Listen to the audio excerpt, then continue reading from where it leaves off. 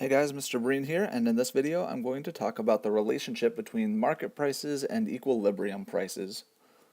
Alright, so let's draw a supply and demand curve. So here are our axes, price on the y, quantity on the x, a nice upward sloping supply curve according to the law of supply, and a nice downward sloping demand curve according to the law of demand. Okay, so we know that the equilibrium price is the price at which quantity supply, that's a little high, but that's okay. Quantity supplied and demanded is the same. That's our price equilibrium. Now, what if the actual market price, we'll say PM, market price, is up here? Well, at that market price, quantity demanded is down there, and at that market price, quantity supplied is up here. And again, we called this situation a surplus because there's more being supplied than is demanded at that price. So this isn't very good. The situation isn't very good for, consumers don't care, right? There's stuff left on the shelves, whatever, but producers don't like this very much because they're wasting resources producing things that they can't sell. So if you're a producer, you might look at the situation and say, well, I better lower the price that I charge for what it is that I produce. And, so you're going to lower the price. And how far are you going to lower the price? Well, you're going to lower the price until there's no surplus anymore. In other words, you're highly incentivized to lower the price until it hits equilibrium. Okay, now let's get rid of this and let's see what this would look like if we had instead a market price that was lower. Okay, so here we have our price, market, and it is, okay, there's our price. At this price, quantity supplied is down there, and quantity demanded is up here, right there. Now, at this point, I want to say something very important, very, very important. A lot of you will tell me something like this. Well, if this is going to be the situation, why don't suppliers just raise supply? Consumers demand a lot, so they'll just raise supply, right? No. In fact, let me be really clear and just no.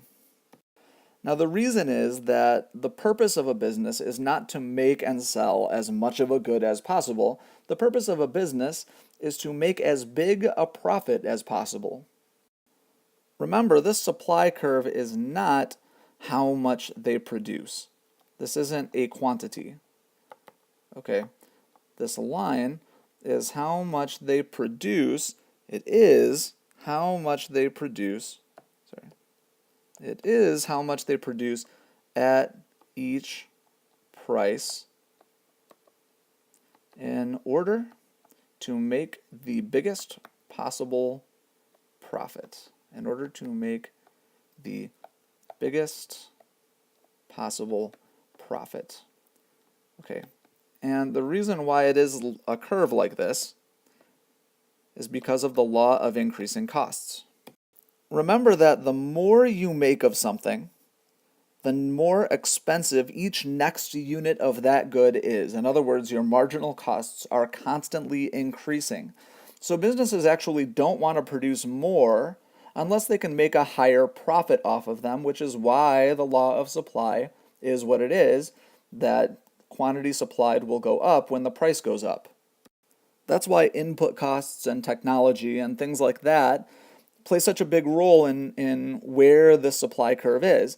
If input costs go down, well, companies are willing to make more even if they can't charge any more for that good.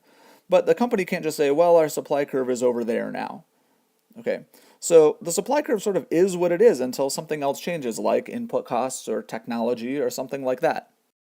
Okay, now that I've gotten that out of the way, again, we called this situation where the market price is lower than the equilibrium price, we called this a shortage. It would be very foolish of the business to solve this shortage by simply producing more because they won't make a profit, right? They won't make a profit.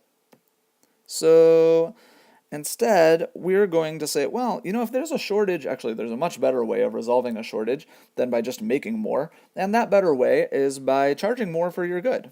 Charge more for that good and get rid of the shortage, right? And if you charge more, you're also willing to produce more of the good. So you're going to move up along this curve as you raise the price up until you hit equilibrium. And how do you know you've hit equilibrium?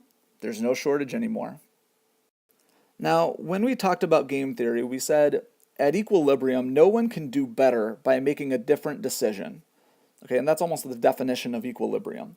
Well, can businesses do better by charging higher than the equilibrium price? No, because if they charge higher than equilibrium, there will be a surplus, and they're wasting resources producing things that their customers aren't going to buy. Whereas if they charge a price lower than equilibrium, there will be a shortage.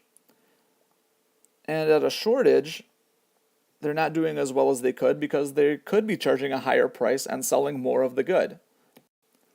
At the equilibrium price, however, that business cannot do better or worse.